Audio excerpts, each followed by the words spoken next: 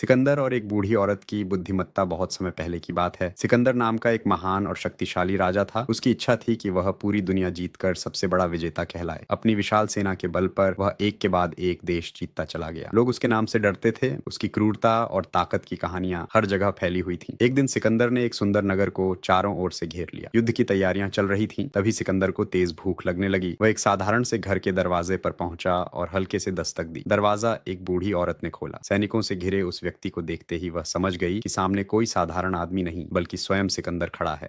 सिकंदर ने गहरी आवाज में कहा, मुझे बहुत भूख लगी है, कृपया कुछ खाने को दे दीजिए। बूढ़ी औरत चुपचाप अंदर गई और थोड़ी देर बाद एक थाली लेकर लौटी जिसे कपड़े से ढका गया था। सिकंदर ने जब वह कपड़ा हटाया तो उसकी आंखें फैल गईं। थाली में भोजन नहीं था, वहां तो सोने के चमचमाते गहने रखे हुए थे। वह हैरान होकर बोला, ये क्या है? इससे मेरी भूख कैसे मिटेगी? बूढ़ी औरत शांत लेकिन दृढ़ स्वर में बोली, राजन, अगर आपकी भूख सोने से मिटती तो आप अपना देश छोड़कर दूसरों का धन लूटने क्यों आते? यह मेरे पूरे जीवन की कमाई है, इसे ले जाइए, लेकिन मेरे इस नगर पर आक्रमण मत कीजिए। उसकी बातें सिकंदर के दिल में गहराई तक उतर गईं। पहली बार उसे महसूस हुआ कि उसकी जीतें दूसरों की पीड़ा पर टिकी हुई हैं। उसकी आंखें नम हो गईं। उसने झुकी हुई आवाज में कहा, मुझे क्षमा कर दीजिए। बूढ़ी औरत ने उसे स्नेह से भोजन कराया, प्रेम से भरा हुआ। उस दिन सिकंदर उस नगर को जीते बिना ही लौट गया, एक विजेता की तरह नहीं बल्कि एक बदले हुए इंसान की तरह। नैतिक शिक्षा सच्ची भूख धन की नहीं होती बल्कि समझ और करुणा की होती है।